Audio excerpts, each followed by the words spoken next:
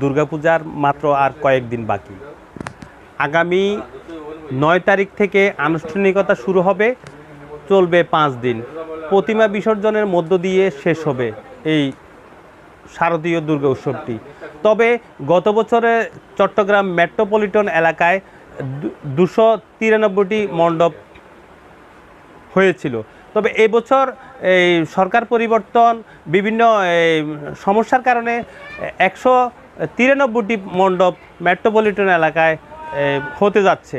তবে এই শেষ মুহূর্তের প্রতিমা কারিগররা কিভাবে দিনগুলো পার করছে একটু জানানোর চেষ্টা করব।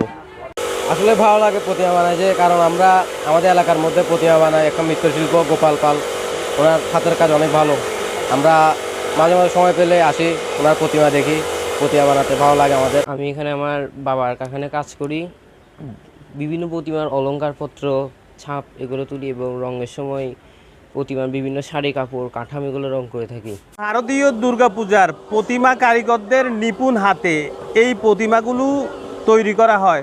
প্রায় 3 মাস নিরলস পরিশ্রম করে একেবারে মণ্ডপে সাজগোজ করেই দুর্গা মূর্তিগুলোকে সাজিয়ে রাখা হয়। তাই সামনের দুর্গাপূজার জন্য এই প্রতিমাগুলো প্রস্তুত করছে এখানকার কারিগররা। দুর্গাপূজার বাকি আছে আর 8 থেকে 10 দিন বাকি আছে। আমাদের শেষ করতে প্রায় 7 দিন থেকে 8 দিন লাগবে।